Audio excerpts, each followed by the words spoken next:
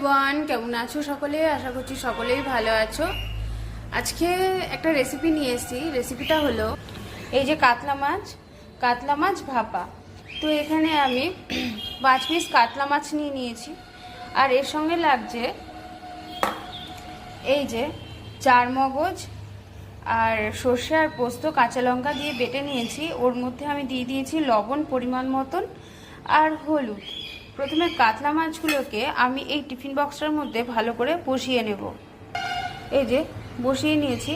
এর মধ্যে আমি দিয়ে দেবো এই বেটে রাখা মশলাটা। এই যে মশলাটা আমি দিয়ে দিয়েছি। এবার ভালো করে মাছের গায়ে মশলাটাকে আমি মাখিয়ে নেব।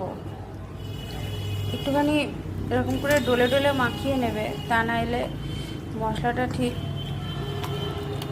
ভালো লাগে না। দেখো এই মাছটাকে খুব ভালো করে মাখিয়ে নিয়েছি। এর মধ্যে দিয়ে দিচ্ছি আমি এবার পরিমাণ মতন সর্ষের তেল। আমি এর মধ্যে কোনো রকম জল দেবো না, তোমরা চাইলে বাটি ধোয়া জল একটু দিতেই পারো। আর দিয়ে দেবো 1 টুকরো কাগজি লেবুর রস দিয়ে দিয়েছি। এবার খুব ভালো করে এগুলোকে একসঙ্গে আবার ম্যারিনেট করে 15 মিনিটের জন্য রেখে দেবো।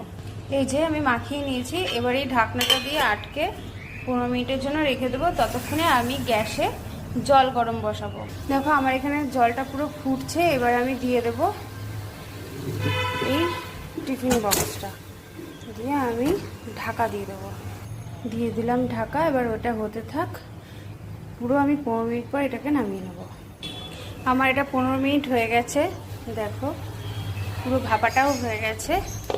এইবারে আমি গ্যাসটাকে অফ করে দিলাম, রেখে দেব ভাপটা মানে ঠান্ডা হওয়া পর্যন্ত। বন্ধুরা, এই যে আমার কাতলা ভাপার ফাইনাল লুক। অবশ্যই কেমন লাগলো রেসিপিটা কমেন্টে জানাতে কিন্তু ভুলো না। বাড়িতে অবশ্যই এরকমভাবে একবার ট্রাই করে দেখো।